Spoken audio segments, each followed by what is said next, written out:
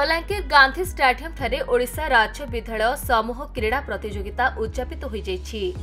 4 दिन धरी चलिथिबा 17 वर्षरू कम बालक बालिकांको मध्यरे ओडिशा विद्यालय समूह प्रतियोगिता उद्यापित हो जाइछि।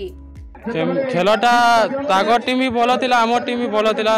दुई जना मेहनत करी हार जीत रो तो गेम है जे हेले गोटे जितबार। आमे बलांगीर चैंपियन हेलु, मयूरभंज माने रनर्स अप हेले। आमे पहला नु भाबिथिलु कि आमे बलांगीर डिस्ट्रिक्ट रे होउछे, आमे बलांगीर टीम जेंता लेके चैंपियन करी रे देखामु बोली कर।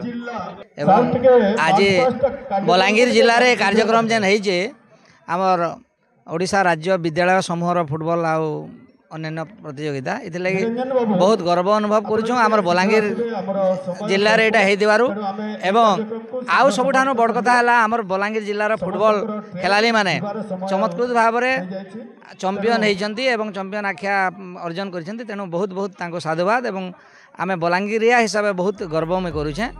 जिला शिक्षा अधिकारी प्रदीप कुमार नाक अध्यक्षतार अनुष्ठित उद्यापनी सभा मुख्य अतिथि भाव में अतिरिक्त जिलापाल पवित्र मोहन बेहेरा और सम्मानित अतिथि भाव में राज्यर अतिरिक्त निर्देशक क्रीड़ा विभाग ज्योति रंजन परिड़ा, जिला क्रीड़ा संसद संपादक हरिनारायण पूजारी प्रमुख जोगदे कृति प्रतियोगिता छात्र छात्री को पुरस्कृत करथिले।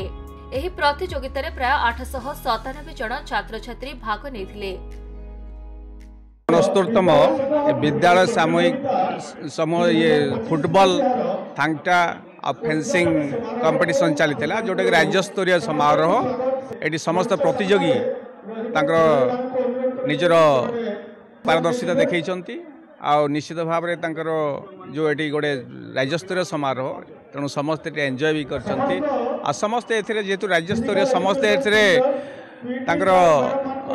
आमे समस्त विजय बोली भाईबा तेणु निश्चित भाव शुभेच्छा जनइबा।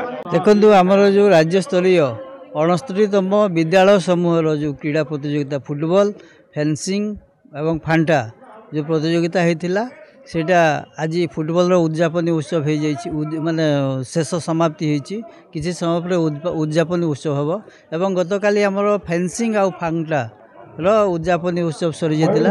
तो ये पाखापाखि 30टा डिस्ट्रिक्ट 30टा टीम एवं भुवनेश्वर गोटे जोन ये 31टा टीम आसी पहुँची। फुटबॉल रे 31टा टीम थिले, बाकी फांटा और फेंसिंग रे आमर जो मैंने अच्छा से आसिक पहुँची। तो आपण मैंने निश्चित भाव देखुवे आजिकार जो फुटबॉल फाइनल मैच रे आमर बलांगीर विन करछि, चैंपियन हेबार आख्या करछि एवं गतकाली फेंसिंग और फांटा रे आमर बलांगीर माने चैंपियन होइछि। बलांगीर गुप्तेश्वर पृष्टि रिपोर्ट खबर ओडिशा।